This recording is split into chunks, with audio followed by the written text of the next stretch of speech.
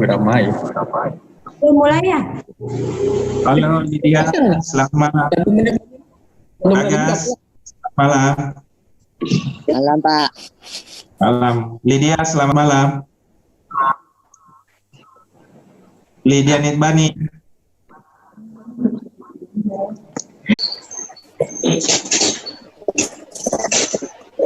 Halo semuanya.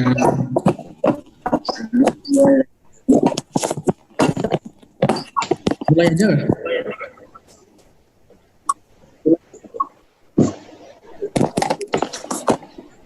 Belum. Dimulai aja Pak ya.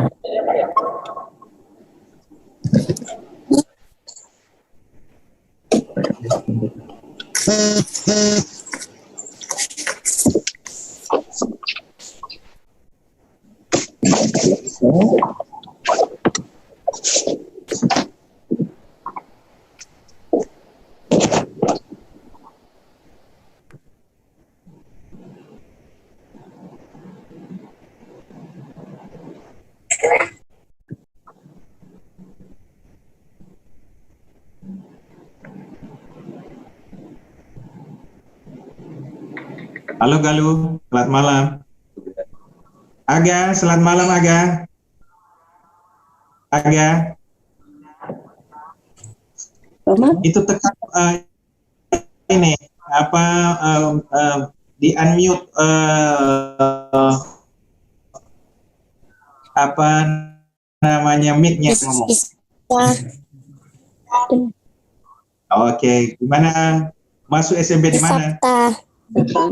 Saptalika. Wah, luar biasa ya.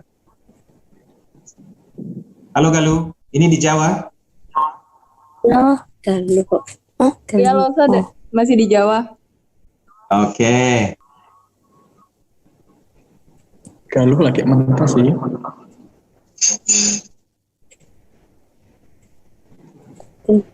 Lisa, malam Lisa. Malam Lisa. Malam. Ya.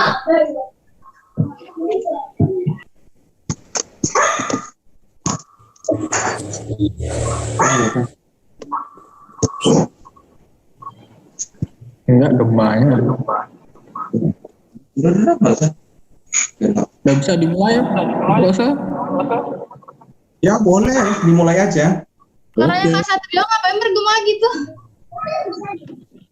Lu masih gema nggak? Enggak, itu karena kayaknya tuh pakai IV cam deh. Iya, nggak tahu suaranya kayaknya. Panas ini, HP ku juga meledak nah. Udah lah, mulai dah. Masih gema nggak? Lumayan. Masih. Oh, kalau masih ruangan. Ya. Ya nih, kita Masih. Ya nggak. Ya. Itu Rebecca, Michael, Bo. Buka semua dong. Kamu kan. Mulai dah. Halo semuanya, selamat datang ya di persekutuan kita malam ini. Sebelum kita mulai masuk lebih dalam, mari kita bersaat teduh sejenak di rumah kita masing-masing.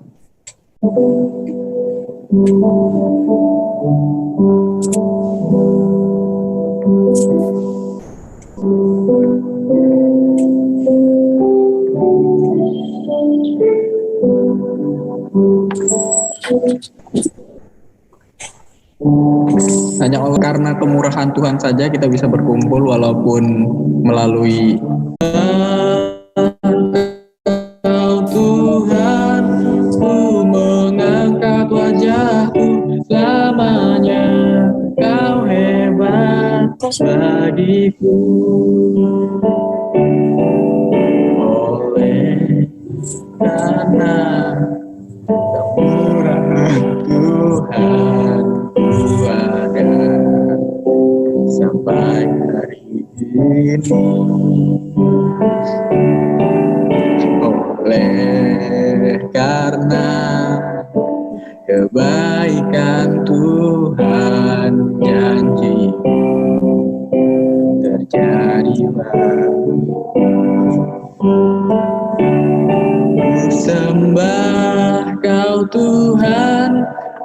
mengangkat tanganku, selamanya kau ajaib bagiku.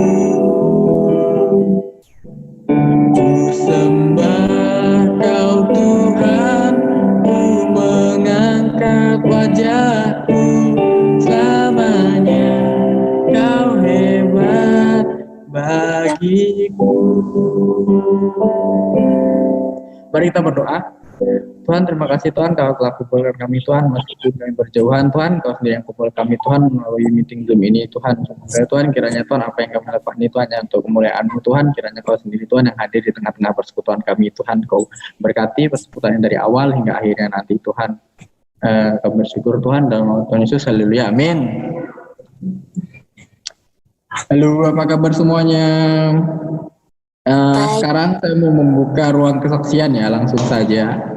Untuk teman-teman yang mau menceritakan cinta kasih Tuhan, bahasanya pakem banget, itu udah tertulis di mana-mana. Ayo, ada mau nggak menceritakan seminggu ini apa saja yang sudah dilewati?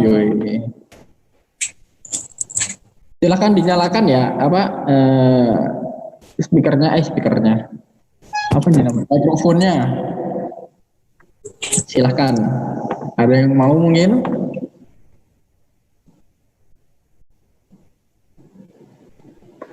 Ini harusnya banyak yang mau bersaksi ya, karena ada yang udah keterima di sekolah baru, di universitas. Iya nggak sih?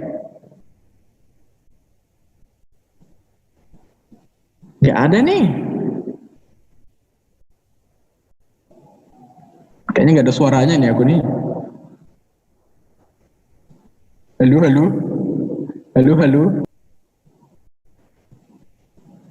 Galuh nih kayaknya, galuh.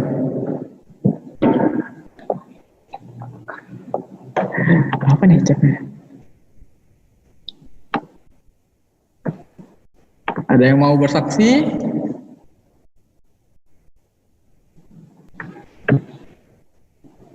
Tidak adakah? Masa tidak ada?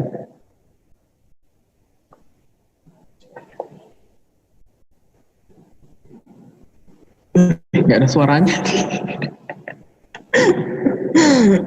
Nggak ada nih, beneran.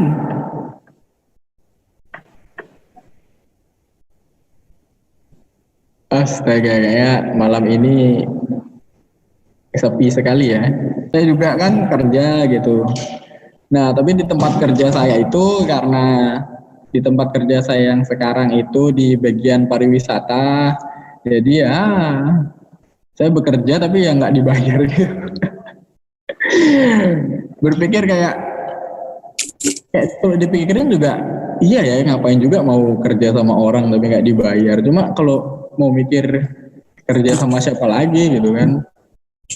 Belum lagi nanti adik saya yang mau ke sini gitu, saya harus pikirkan gitu. Walaupun masih ada uang dari orang tua kan, tetap aja orang tua kan juga nggak seperti dulu lagi gitu, kerjanya pasti ada yang dikurang-kurangi. Tapi bersyukurnya ya buktinya sampai sekarang masih sehat-sehat aja gitu. Bersyukur banget gitu loh. Banyak orang-orang di luar sana yang jadi stres lah, kehilangan pekerjaan, nggak bisa makan, semakin kurus kan gitu. Saya masih bersyukur dipelihara sama Tuhan gitu. Itu aja sih, kita harus bisa mensyukuri apa yang Tuhan pasti selalu memelihara hidup kita.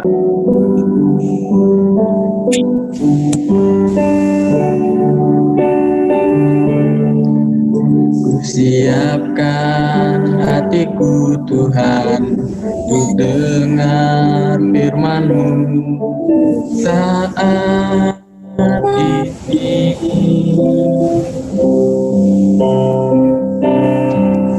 Ku sujud menyembah-Mu Tuhan, masuk hadirat-Mu saat ini.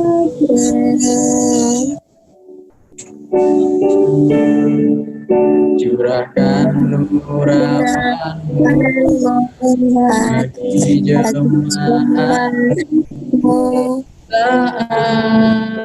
ini. Siapkan hatiku Tuhan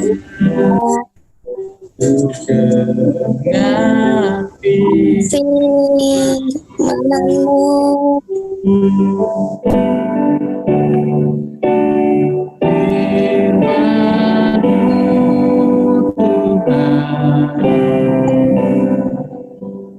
Tiada Berubah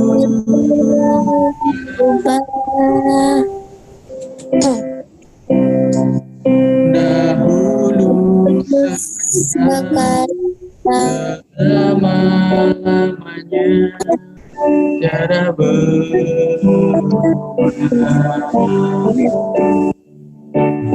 Firman-Mu Tuhan, penolong hidup.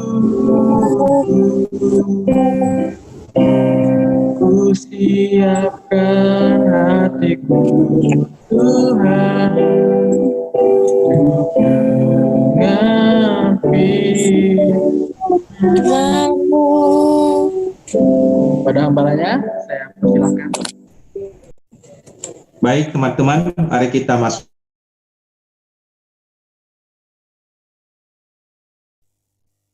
Baik teman-teman, kita masuk di dalam doa. Kami menaikkan syukur kepadamu Tuhan, oleh karena kasih setia-Mu yang Kau nyatakan bagi kami, sehingga kami boleh menikmati hidup yang berkelimpahan hingga saat ini, walaupun di masa-masa sulit, masa-masa yang penuh dengan keterbatasan, tetapi Tuhan sendirilah yang telah memenuhi untuk berfellowship pada malam hari ini. Dan kami mau mendengarkan dan berdiskusi tentang firman Tuhan malam hari ini. Kiranya Engkau sendiri yang menolong kami, agar kami boleh mengerti kebenaran Allah, sehingga melaluinya kami boleh bertumbuh menjadi pribadi-pribadi yang semakin menyerupai Kristus di dalam hidup kami. Berkati hamba-Mu yang akan menyampaikan firman dan berkati rekan-rekan kami sekalian. Di dalam nama Yesus kami berdoa. Amin. Teman-teman, mari kita membuka Matius pasal yang ke-24 ayat yang ke-30. Matius 24 ayat 37 sampai ayat yang ke-42. Mana, Pak? Saya ulang. Ayat 27. Matius 24 ayat 37 sampai ayat yang ke-42. 37. Oke. Kalau sudah menemukan, mohon kesediaan teman kita Rebecca untuk membacakan.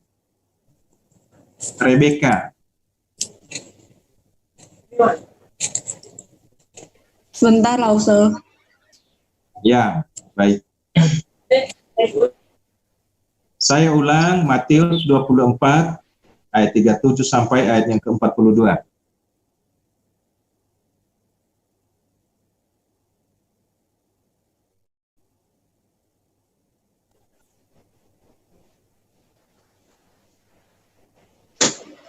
Sebab sebagai Matius 24 ayat 37 sampai 42.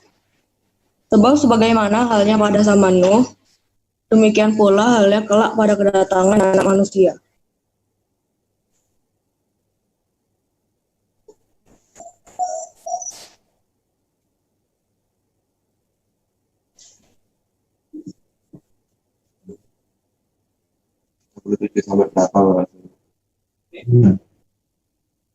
Apakah ada gangguan suara? Sekali aja. Sebab sebagaimana mereka pada zaman sebelum air bah itu, makan dan minum, kawin dan mengawinkan, sampai kepada hari Nuh masuk ke dalam bahtera. Suatu sebelum air bah itu datang dan melenyapkan mereka semua. Demikian pula lah halnya kelak pada kedatangan Anak Manusia. Pada waktu itu, kalau ada dua orang di ladang, yang seorang akan dibawa dan yang lain akan ditinggalkan. Kalau ada dua orang perempuan sedang memutar batu kilangan, seorang akan dibawa dan yang lain akan ditinggalkan. Karena itu berjaga-jagalah, sebab kamu tidak tahu pada hari mana Tuhanmu datang.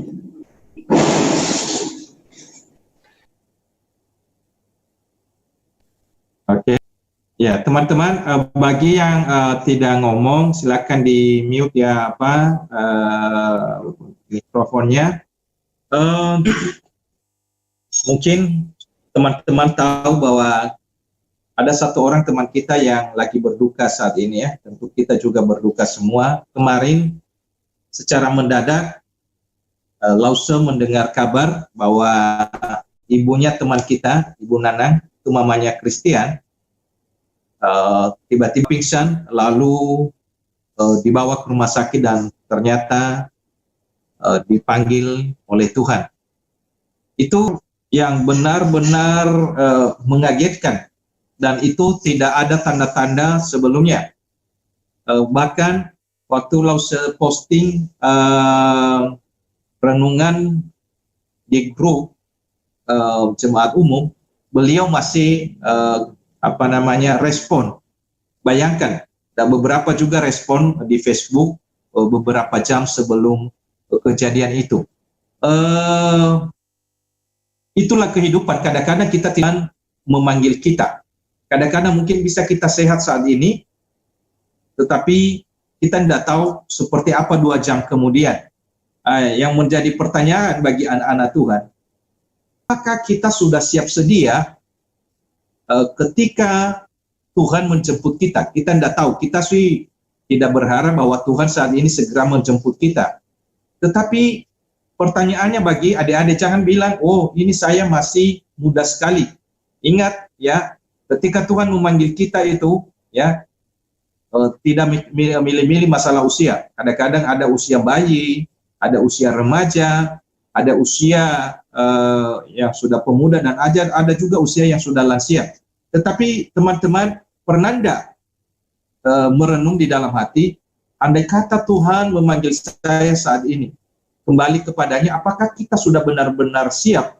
Apakah kita ketika bertemu dengan Tuhan Yesus, kita merasa bersukacita atau merasa malu karena belum melakukan apa-apa?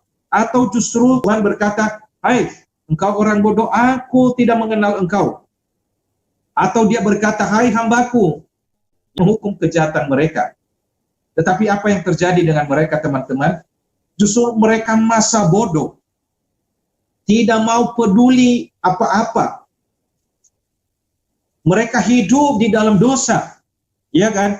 Ayat yang ke-38. Sebab sebagaimana mereka pada zaman sebelum air bah itu, makan dan minum, kawin dan mengawinkan sampai pada hari Nuh masuk ke dalam bahtera. Ini bukan tidak diperingatkan, tetapi apa yang mereka lakukan? Makan, minum, kawin, seolah-olah tujuan hidup itu hanya untuk makan, hanya untuk foya-foya, hanya untuk kawin. Dan itulah yang disebut dengan gaya hidup hedonisme. Tahu ya hedonisme ya teman-teman ya? Hedonisme itu adalah hidup yang berorientasi pada kesenangan. Tujuan hidupnya adalah kesenangan. Sudah diperingatkan, malah ketika Nuh itu membuat bahtera, malah mereka mengolok-olok Nuh. Mereka pikir, loh, ini Nuh ini kok kayak orang gila. Masa bahtera itu dibuat di pegunungan. Ya, dibuat di pegunungan. Bagaimana nanti membawa ke laut? Padahal Tuhan sudah menyuruh Nuh untuk membuat bahtera yang besar itu dengan ketetapan Tuhan. Tetapi orang-orang yang masa bodoh tadi, yang tidak peduli dengan masa kekekalan itu, hidup di dalam hedonisme, gaya hidup hedonisme. Ini analogi masa Nuh ini yang dipakai oleh Matius untuk menggambarkan kedatangan Tuhan Yesus yang kedua kali. Dia bilang, jangan sampai terulang seperti masa orang-orang yang ada pada zaman Nuh, yang tidak mau peduli dengan firman Tuhan, yang tidak mau peduli dengan perintah Tuhan. Ingat bahwa Tuhan Yesus itu bukan hanya sekedar isapan jempol. Benar-benar ia akan datang kembali. Dan kapan dia datang itu tidak ada seorang pun yang tahu. Dikatakan bahwa kedatangan Tuhan Yesus itu kedua kali itu datang untuk menghakimi orang yang hidup dan yang mati. Bahkan dia berkata di sini, itu memisahkan satu dengan yang lain. ada yang dibawa kepadanya, ada yang ditinggalkan. Ini memang berbagai pandangan berhubungan kerajaan 1000 tahun, ada yang berhubungan dengan penderitaan sebelum kerajaan 1000 tahun, tetapi jangan diterjemahkan ini diartikan secara harafiah, tetapi harus dianggap ini sebagai simbolis. Intinya apa? Bahwa pada saat Tuhan Yesus yang datang kedua kali itu, kadang-kadang satu rumah itu bisa dipisahkan. Orang yang benar mengikut Tuhan itu ikut Tuhan, dan orang yang memang masa bodoh tidak peduli itu akan ditinggalkan, akan mengalami penghukuman yang kekal. Jadi teman-temanku, remaja, pemuda, pada malam hari ini, penulis Matius ini berkata, berjaga-jagalah. Ia menggambarkan bahwa ketika Tuhan Yesus datang itu seperti seorang pencuri. Saya mau tanya, kalau seorang pencuri itu mau datang ke rumah kita, apakah sudah ada pemberitahuan terlebih dahulu? Lisa, pernah enggak? Gimana? Lisa, ya, nanti malam ya? Enggak. Ya, masa ada pencuri? Dia ya, Lisa, ini ya, nanti malam jam 12 saya mau mencuri ke rumahmu. Bisa seperti itu? Enggak. Nah, kalau Ciu, hati-hati nanti jam 3 pagi saya mampir ke rumahmu. Kalau Ciu diperintahkan seperti ini, apa yang kamu lakukan, Ciu? Ciu? Lapor polisi. Kenapa? Polisi. Oh, lapor ke polisi ya? Ya, lapor ke polisi karena sudah ada pemberitahuan. Tapi ini kedatangan Tuhan Yesus itu memang dia akan datang, tetapi kita harus berjaga-jaga. Ibarat orang yang sedang tidur, bagaimana? Jangan sampai tidur terlelap, artinya sudah tidak peduli dengan dunia sekitar kita. Tetapi ingat bahwa Yesus akan datang untuk memanggil kita, menghakimi orang yang hidup. Nah, malam hari ini teman-teman, kita diajar atau diajak untuk berjaga-jaga, menyambut kedatangan yang kedua kali daripada Tuhan Yesus. Jadi itulah yang menjadi pokok diskusi kita malam hari ini. Saya minta teman-teman, bagaimana sih seorang remaja Kristen? Bagaimanakah sikap seorang pemuda Kristen berjaga-jaga supaya hidupnya tetap benar di hadapan Tuhan? Ketika Tuhan Yesus datang kedua kali nantinya, maka kita tidak bercacat atau tidak merasa malu, dan yang diambil adalah kita. Bukan kita yang ditinggalkan, tapi kita adalah orang-orang yang dibawa di dalam kebahagiaan yang kekal. Kalau kita membaca, ada saran-saran dari teman-teman atau yang apa saja itu, supaya kita ini nanti hidupnya tidak seperti pada zaman Nuh. Ingat ya, pada saat itu semua diberitahu, tapi yang dipilih berapa orang saja yang merespon panggilan Tuhan. Gisel, berapa orang Gisel?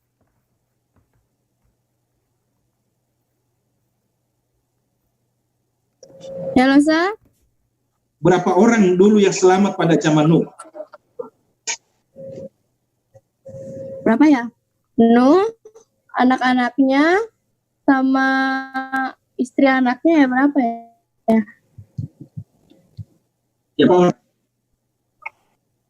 8 Losa. 8-nya, 8-nya. Pada kira manusia pada itu Pak Ansel. Banyak nggak umat manusia pada saat itu atau tidak seberapa? Banyak Losa. Tapi yang merespon, yang benar-benar peduli atau menafirman Tuhan berapa orang? Yang hidup benar? 8 kayaknya Losa. Lupa Isa. 8 ya. Bukan yang lain ya. Tidak itu beritahu, tapi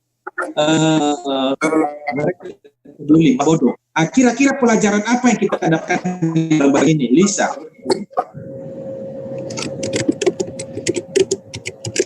Dari analogi Nuh dengan kedatangan Tuhan Yesus. Lisa.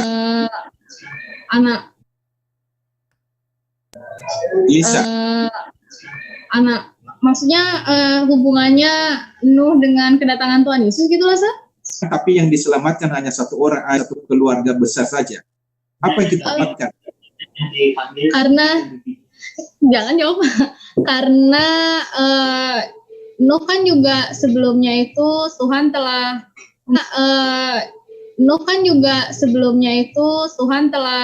memberitahukan Nuh. Jadi pembelajaran apa yang bisa kita dapat ya taat loh, Sa. Taat atas taat atas apa yang Tuhan perintahkan kepada Nuh, dan Nuh lakukan itu semua.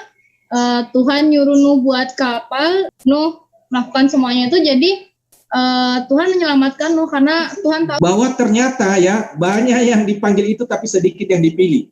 Ya, hati-hati itu ya. Jadi jangan pikir wah ini banyak, enggak. Ya, kadang-kadang banyak yang menerima firman Tuhan tetapi yang benar serius mengikut Tuhan itu hanya sedikit. Ini luar biasa ya, Aga ya. Senang bisa menjawab jawaban seperti itu. Teman-teman, apakah ada lagi bagaimana cara kita berjaga-jaga? Pertama tadi ya, yang pertama bahwa banyak yang dipanggil, tetapi banyak yang dipanggil, sedikit yang dipilih. Banyak yang mendengar firman, tapi hanya sedikit yang merespon. Ada lagi, kira-kira bagaimana caranya kita berjaga-jaga di dalam pembacaan kita tadi ini? Yang pertama ya, ingat bahwa tidak ada pemberitahuan ya. Kadang-kadang Tuhan datang, maksudnya Tuhan datang itu tidak ada pemberitahuan, hanya tanda-tanda. Kira-kira menurut teman-teman, apakah sudah ada tanda-tanda bahwa Yesus akan datang dalam waktu dekat? Bibi. Bibi, kira-kira sudah ada tanda-tandanya enggak?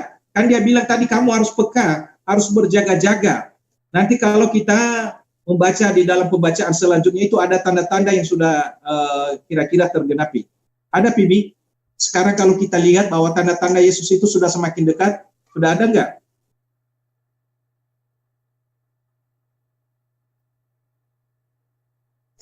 Di mute, ya. Enggak kedengaran?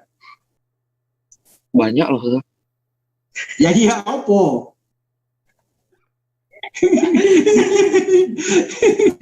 Kayak COVID gini loh, Ustaz. Kayak banyak orang yang meninggal.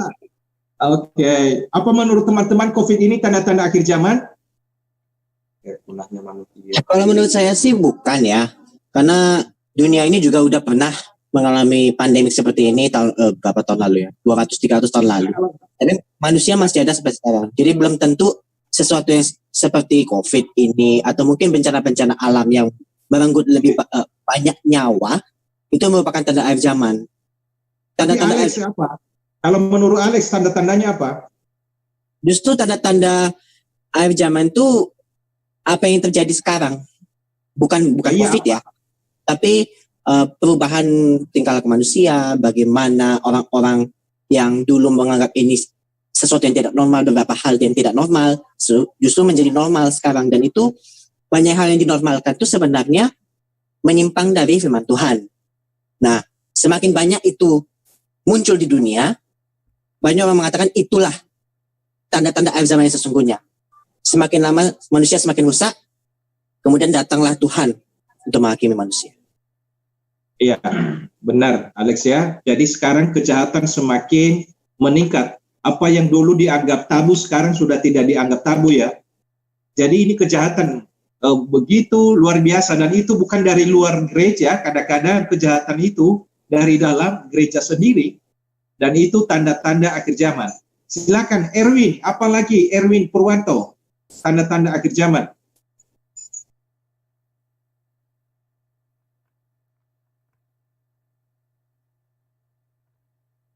Erwin, buka mic-nya. Kamu masih ada di sana? Oke, Kevin pemuda.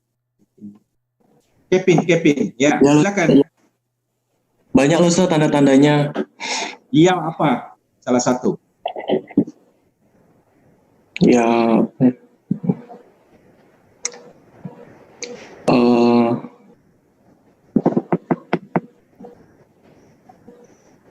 Bingung lo so mau ngomong apa? Oh, tanda-tandanya ada orang bingung gitu ah. Kayaknya sih udah orang-orang percaya tuh semakin sedikit loh so. Jadi kayak kurang kurang bergaul dengan Tuhan gitu loh. Jadi kayak kebanyakan tuh orang-orang sekarang tuh kayak pada malas juga kayak gitu. Nah, Jadi kalau kayak menurut Kevin gimana kita berjaga-jaga kalau melihat kondisi seperti itu? ya kita harus gini bisa selalu beribadah seperti ini, terus juga persekutuan, terus juga bisa ngambil pelayanan gitu, terus juga kita bisa sering sharing-sharing atau ikut kalau ada KTB gitu, itu lebih bagus juga sih. Baik Kevin, terima kasih. Ini Home Alone ini akunnya siapa? Saya Losi. Home Alone. Nggak tahu ya. Itu Kevin itu kalau ini di film Home Alone 2 itu. Acu mau ngomong Losi, Acu mau ngomong. Siapa itu? Acu mau ngomong. Oke. Home Alone, tolong. Home Alone nggak tahu siapa. Ya, silakan. Acu mau ngomong. Daripada ntar gue lupa ya. Ya, oke. Soalnya tadi gue dengar dari Kevin bilang sama kalau nggak salah si Al. Jadi apa? Sorry. Putus-putus nggak suara saya? Halo? Ada suara?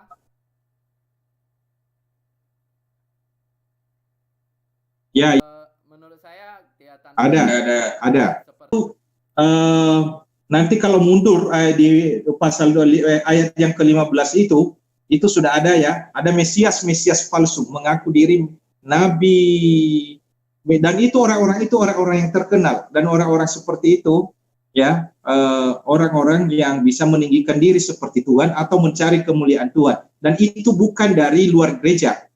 Orang-orang seperti itu justru datang dari dalam gereja sendiri, dan itu pengikutnya biasanya banyak. Jadi itu tidak semua yang pengikut banyak itu benar-benar nabi sejati. Tetapi itu nanti di ayat yang ke-15 itu ada Mesias palsu, bahkan mengklaim dirinya sebagai Yesus, nabi pada masa kini. Hati-hati.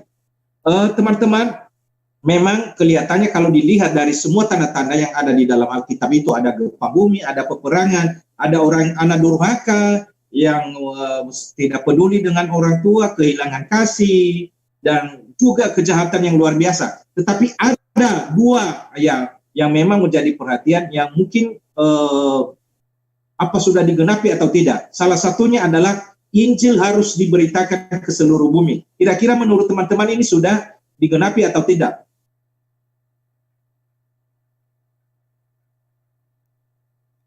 Injil sudah diberitakan ke seluruh dunia. Itu salah satu tanda bahwa Yesus itu baru dia datang.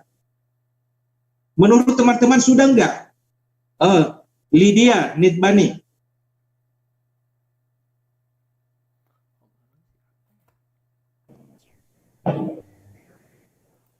Belum, Ustaz. Belum. Oke, Lisa.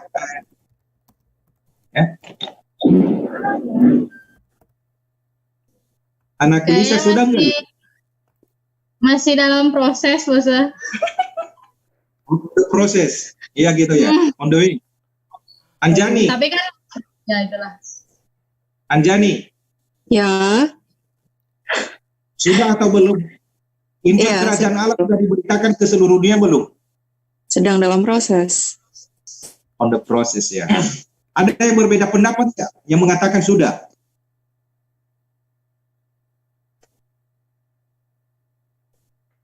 Ada? Galuh? Sama, on the process. Satrio, Abednego? Mute dulu, unmute. Belum, Bang. Belum. Tapi saya mau katakan ya, itu rasanya Injil sudah diberitakan. Apa yang tidak bisa di ini sekarang didapatkan?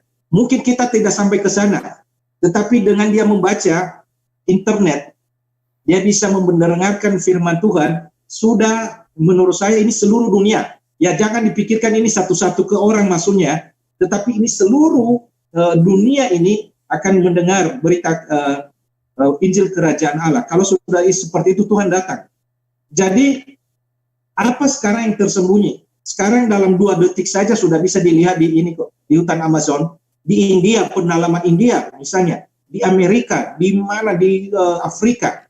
Apakah mereka tidak bisa mengakses internet ini? Mereka tidak bisa melihat renungan-renungan, melihat khotbah-khotbah. Kalau memang itu rencana Tuhan, saya pikir itu sekarang dunia itu sudah firman itu sudah dijangkau, walaupun memang yang katanya tadi on the process, tetapi tidak ada yang terlalu sulit sekarang. Kalau dulu mengandalkan kaki, iya kan? Mengandalkan kaki dari rumah ke rumah. Tetapi sekarang ya dari internet ini saja saya pikir kita share sekarang bisa dilihat beribu-ribu orang. Kemarin saya share satu YouTube di satu grup Yesus Adalah Sahabatku. Sengaja saya promosikan memang YouTube itu. Dan saya lihat tadi sudah 10.000 jangkauannya. Bayangkan itu dalam beberapa jam. Nanti kalau nggak percaya boleh masuk di grup ini Yesus Sahabatku.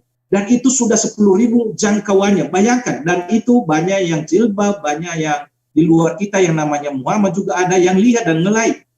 Memang sengaja YouTube itu sengaja saya promosikan. Dan bayangkan, kalau semua orang melakukan itu kalau di Denpasar ini saja ada 100 orang melakukan itu. Kalau di seluruh Indonesia ada sekitar misalnya 100.000, bayangkan berapa ribu yang dijangkau. Nah, bagi saya ini sih, kalau ini memang sudah semestinya sudah menjangkau seluruh dunia, walaupun itu bukan secara individu. Dan yang kedua lagi, Yesus akan datang kalau Israel sudah bertobat secara bangsa. Menurut teman-teman, apakah Israel sudah bertobat? Menerima Yesus? Memang Yesus itu lahir dari Yahudi, tetapi sampai sekarang awal-awalnya mereka tidak mengakui Yesus sebagai Mesias. Tetapi Yesus akan datang kalau orang Israel sudah bertobat secara bangsa. Kalau menurut teman-teman, sudah enggak? Melin.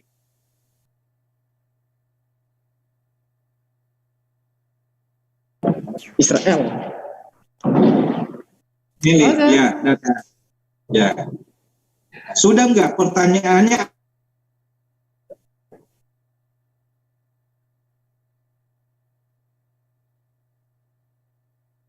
macet ya? Pak Fatih macet. Halo. Tanya. Belum macet Pak ini? Iya. Macet.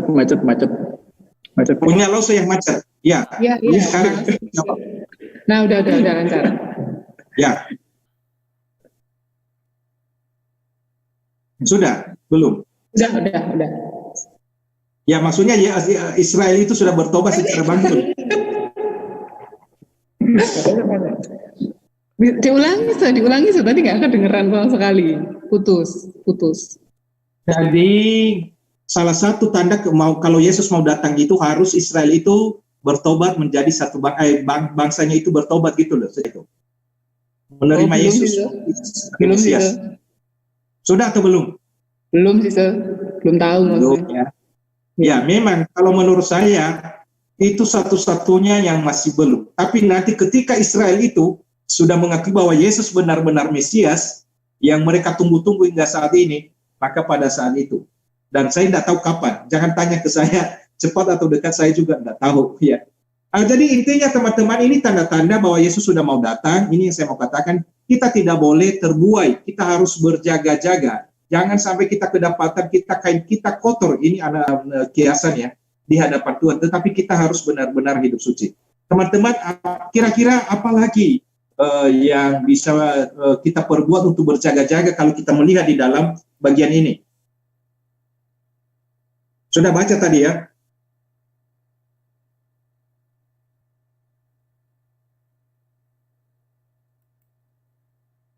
Kalau yang mau ngomong silakan ini dulu, dibuka mic-nya. Kelihatannya Lisa tadi berbisik-bisik itu. Silakan Lisa.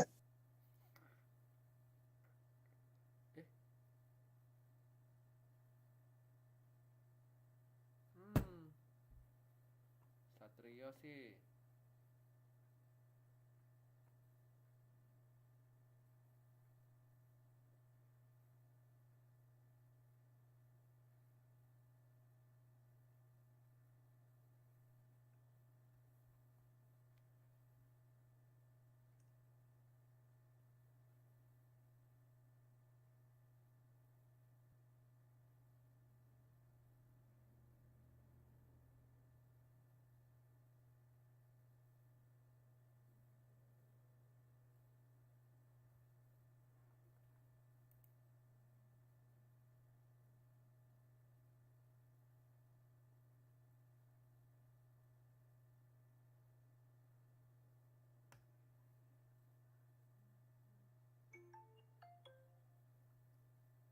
Galuh kelihatannya mau nanya, silakan Galuh.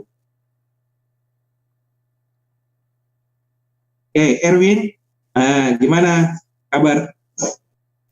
Tekan mic-nya, Erwin.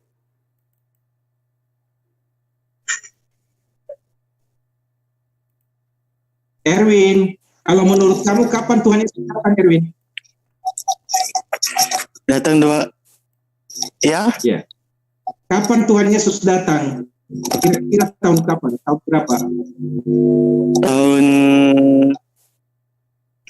Tahun berapa ya? Yang kedua kali lo ya, kapan rencananya? Alkitab berkata apa? Tahun berapa?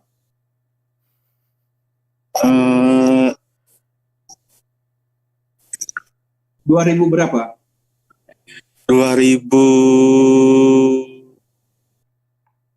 2003 mungkin. Ya. Itu ayat berapa? Di mana itu? Di ayat berapa? Waduh, nggak tahu ya ayat berapa ya. Ada yang bisa bantu Lausa ayat di mana itu ayat Alkitabnya tahun 2003 Tuhan Yesus datang kedua kali? Adakah? Alkitabnya atau ada pendapat apa? Galuh? Alkitabnya Ko Erwin itu. Ya. Kalau menurut Galuh gimana di Alkitabnya Galuh gimana? Kenapa lo pertanyaannya?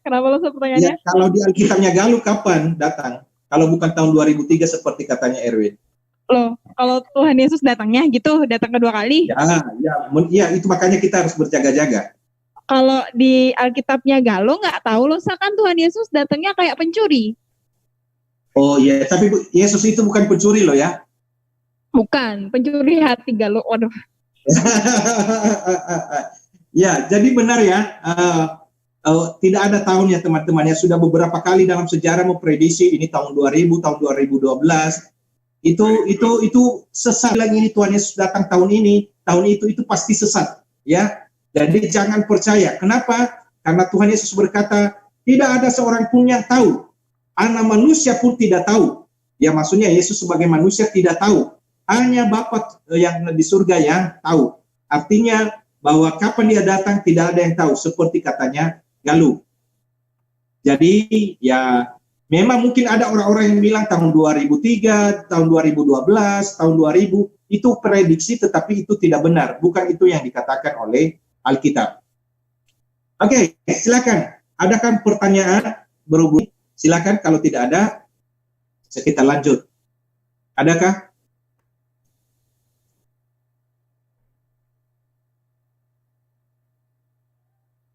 Halo?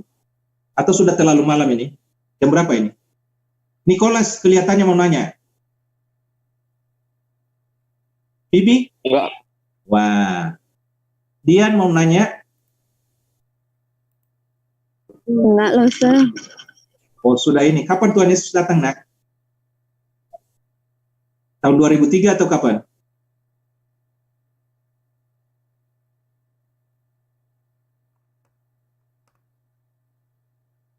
Gak kedengaran, dibuka mic-nya dulu. Nah, kapan? Tuhan Yesus datangnya tiba-tiba, tidak gini, tidak prediksi. kita tidak tahu karena kita kan manusia gitu, hanya Bapak yang tahu gitu loh.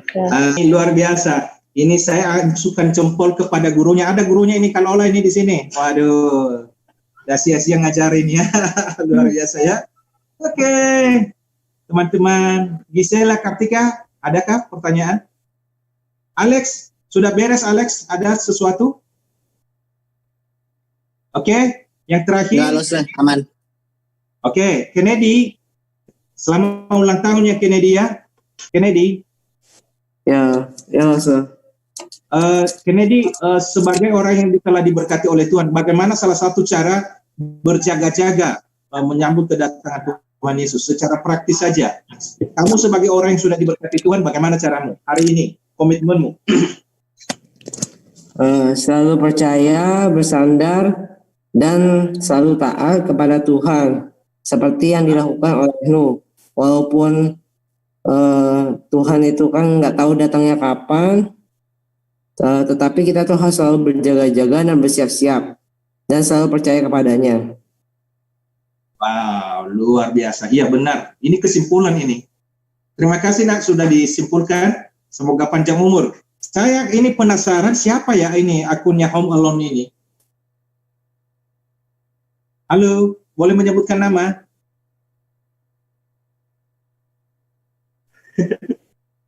Home Alone.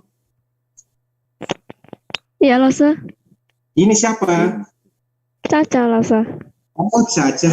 Oke, Caca. Caca, bagaimana caranya berjaga-jaga? Bagaimana caranya supaya... Caranya berjaga-jaga yaitu dengan selalu doa kepada Tuhan. Oke.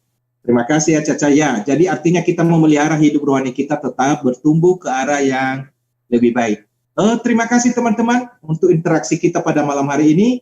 Dan kelihatannya topik akhir zaman masih dilanjutkan nanti di minggu-minggu berikutnya. Ya, jangan lupa mengajak teman-teman untuk lebih bergabung lagi. Semestinya kita jauh lebih banyak malam hari ini.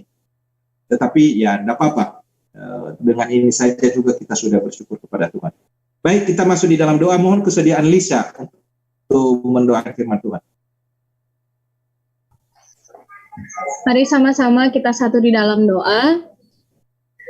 Bapa, terima kasih Tuhan atas kasih setiamu. Pada malam hari ini kami dapat berkumpul meskipun melalui virtual, tapi kami yakin dan percaya Tuhan Engkau hadir di tengah-tengah setiap kami. Terima kasih Tuhan atas firman-Mu yang telah diberikan melalui hamba-Nya. Kiranya kami semakin hari semakin menjadi orang yang lebih baik lagi Tuhan akan perintah-Mu.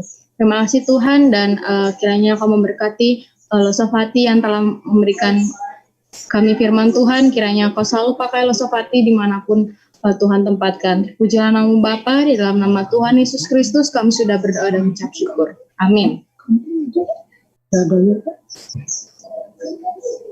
Oke, thank you. Saya kembalikan kepada Satria. Terima kasih.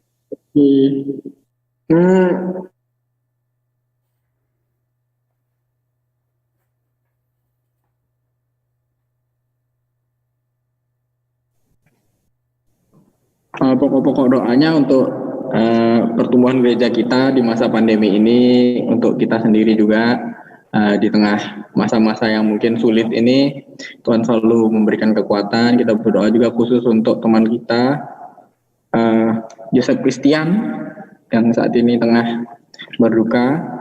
Semoga diberikan Tuhan berikan kekuatan, penghiburan. Dan juga Kennedy katanya ulang tahun ya. Untuk teman-teman kita lah semua pokoknya yang berulang tahun mungkin pada hari ini, kita berdoa untuk pendidikan kita sekolah, mungkin ada yang baru diterima di boleh segera diselesaikan dengan baik sehingga pasca COVID-19 ini nanti kami boleh menempati ruang atas dan kami boleh beribadah dengan penuh syukur, penuh sukacita di hadapan Tuhan. Kami teringat untuk teman kami Yosef Christian yang tengah berduka saat ini, biarlah Engkau yang memberikan penghiburan kepadanya dan memberikan kekuatan serta pengharapan bahwa Engkau tidak akan meninggalkan dia sebagai anak yatim piatu, khususnya saat ini kuliahnya. Bapak, supaya Tuhan yang turut campur tangan sehingga tidak akan meninggalkan dia sebagai anak yatim piatu. Khususnya saat ini kuliahnya, Bapak, supaya Tuhan yang turut campur tangan, sehingga di dalam keadaan yang sulit apapun juga, Tuhanlah yang menjadi penolong dan penyelamat baginya. Bapak, kami serahkan di dalam tangan-Mu untuk kondisi bangsa kami saat ini. Kiranya Engkau yang memberkati supaya di tengah-tengah krisis yang berkepanjangan ini, kami boleh tetap semangat di dalam mengisi kemerdekaan kami yang bertepatan di dalam bulan Agustus ini. Biarlah masing-masing kami memiliki tanggung jawab sesuai dengan panggilan kami masing-masing, sehingga kemerdekaan ini sungguh-sungguh boleh membawa sukacita bagi setiap kami, khususnya keadaan pandemi COVID-19 ini yang telah menimbulkan beberapa negara di sekitar kami mengalami resesi ekonomi. Kami mohon supaya Engkau menjauhkan bangsa kami, Tuhan, supaya bangsa ini tetap hidup dan boleh kembali kepada Tuhan. Biarlah melalui masa-masa sulit ini banyak orang yang mencari Engkau, sehingga kami terbebas dan terhindar dari masa bodoh, tapi sungguh-sungguh boleh mencari kerajaan Allah di dalam kehidupan kami. Berkati teman-teman kami yang saat ini naik di komisi remaja dari sekolah minggu dan remaja yang akan masuk ke pemuda, supaya mereka boleh beradaptasi dengan baik dan merasa nyaman di komisi yang baru ini. Biarlah teman-teman kami semua sungguh-sungguh boleh melayani sesuai dengan karunia mereka di hadapan Tuhan. Terima kasih Tuhan, kami serahkan di dalam tangan-Mu untuk teman-teman yang sedang bergumul masalah sekolah mereka, masalah tugas-tugas, bahkan juga pergumulan-pergumulan masa depan, supaya Engkaulah yang turut campur tangan memberikan masa depan yang penuh harapan kepada mereka. Di dalam nama Yesus kami berdoa dan mengucap syukur. Amin.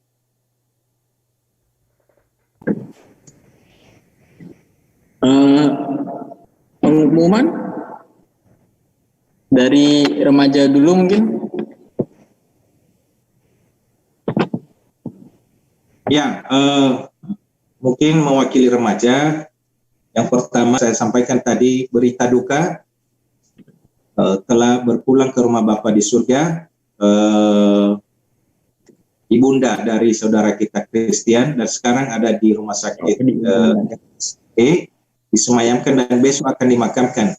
Tetapi memang karena masa-masa COVID ini harus ada protokol kesehatan, jadi memang kita tidak bisa berkelompok untuk datang ke sana. Itu sangat dibatasi jumlah yang hadir dan juga jaga jarak, sehingga malam ini pun tadi yang mewakili gereja kita hanya 10 orang saja. Jadi kalau teman-teman memberikan dukungan, boleh japri kepada saudara kita Christian, ya.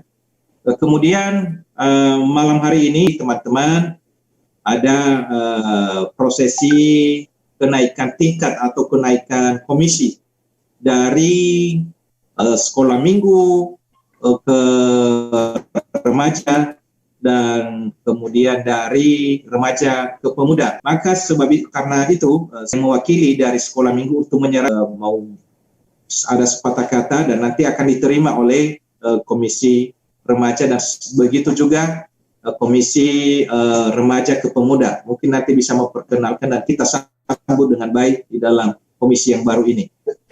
Oke, saya persilakan dulu ke sekolah minggu. Silakan.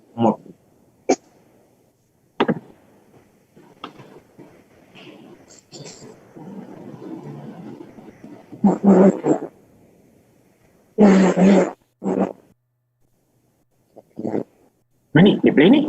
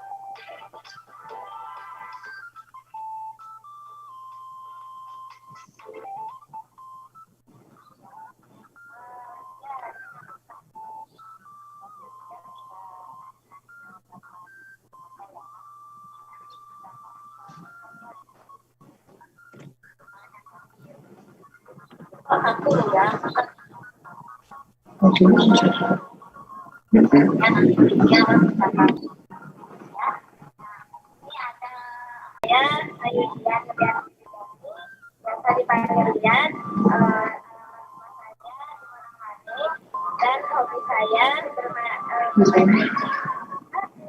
Nggak mau dibalik. teman-teman, nama saya Aga, saya tinggal di Pemukiman. Hobi saya menyanyi, saya sekolah di Sabtanika, kelas 1 SMP. Teman-teman, nama saya Bagas, saya di Tulung Agung, sekolah.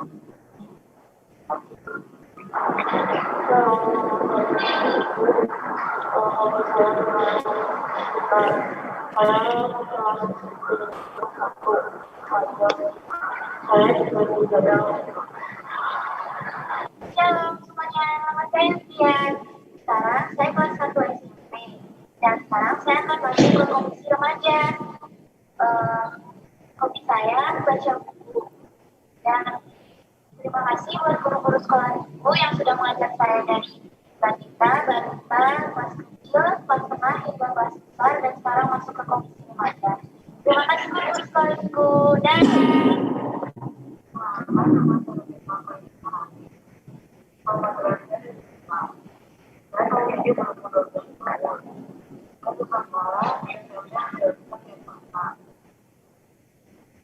saya dibaca,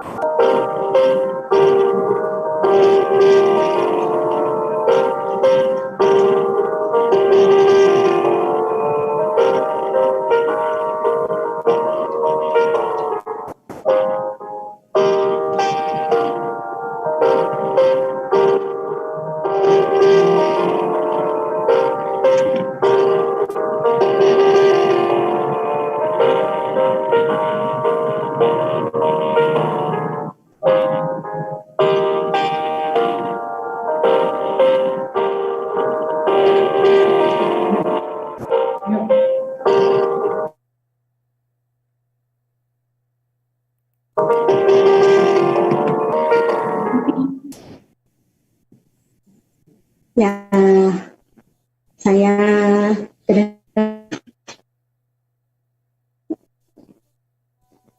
saya mewakili sekolah minggu. Kami melepaskan 6 anak untuk bisa dididik di komisi remaja ya. Mohon komisi remaja bisa membina 6 anak yang sudah tadi dipersiapkan, ada dalam videonya, ada 6 ya. Mohon bisa diterima dan dididik dengan lebih baik di komisi remaja. Nah, pesan-pesan kalaulah buat adik-adik yang naik kelas remaja, tetap semangat ya, tetap semangat di komisi remaja. Remaja tidak sama dengan sekolah minggu. Jadi kalian harus lebih mandiri lagi. Tidak, kalau di sekolah minggu kan ayo dong gitu. Kalau remaja tidak seperti begitu. Harus inisiatif datang dari kalian sendiri.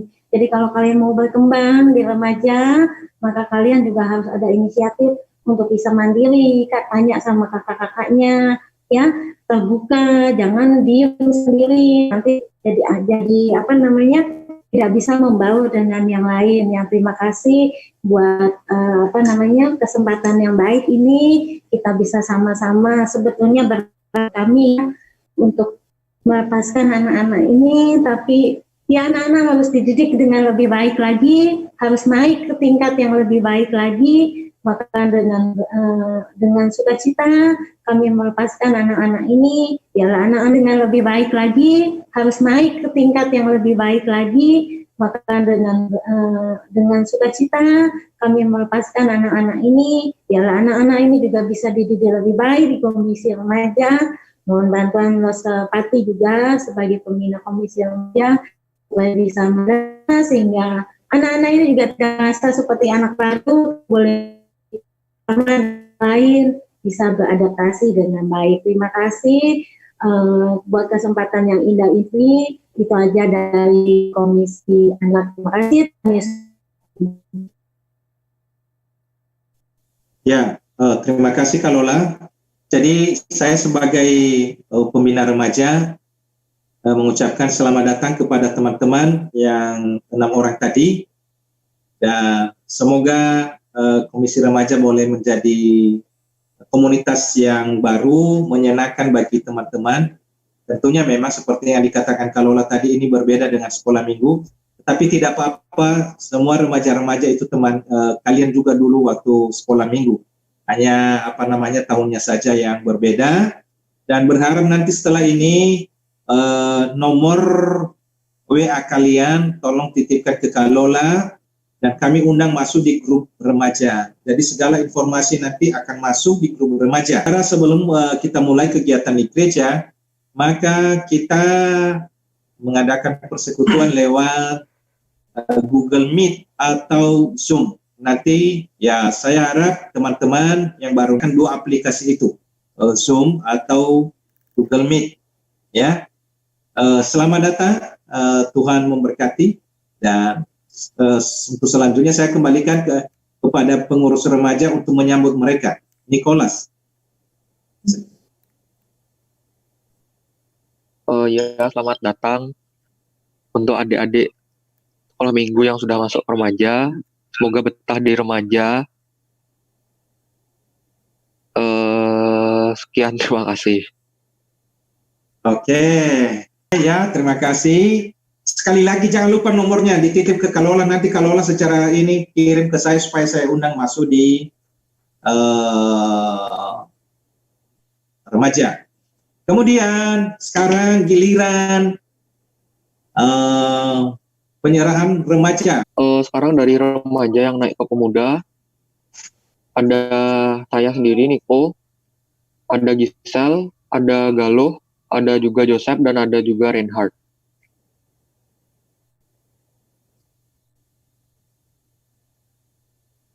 Oke, boleh yang bergabung malam ini silakan menyapa sebentar. Mulai dari Nicholas. Halo, nama saya Niko. Saya sekarang naik ke pemuda. Kuliah di mana?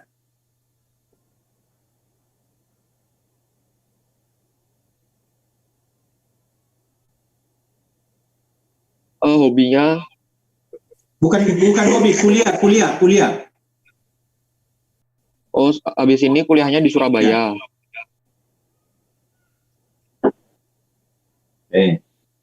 Jadi gini Neko, nanti kalau sudah ke Surabaya, semoga belum ke Surabaya sampai akhir tahun ini, tapi kalau sudah Surabaya ya, pesan kita jangan sampai kalau pulang ke sini lupa untuk kembali ke pemuda ya.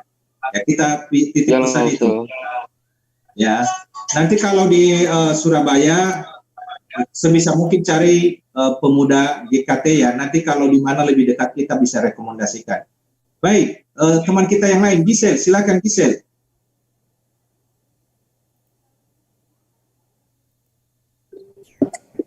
Halo, nama saya Gisela Kartika Jaya. Siapa tahu belum ada yang kenal ya. Nah, panggilannya Gisel. Terus apa lagi nih Losa? Selanjutnya sih masih di Bali aja, cuma mungkin tahun depan bakal keluar dari Bali, tapi belum tahu sih di mana, masih nyari yang kursusnya yang pas gitu sama kehendak Tuhan lah gitu, masih bingung juga gimana. Tapi yang pasti sih tahun depan udah keluar kayak. Gitu aja sih. Atus.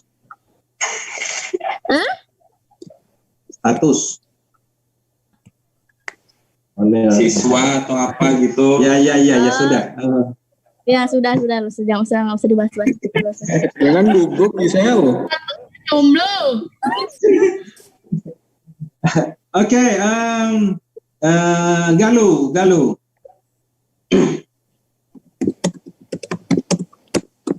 Perkenalan diri kan oke.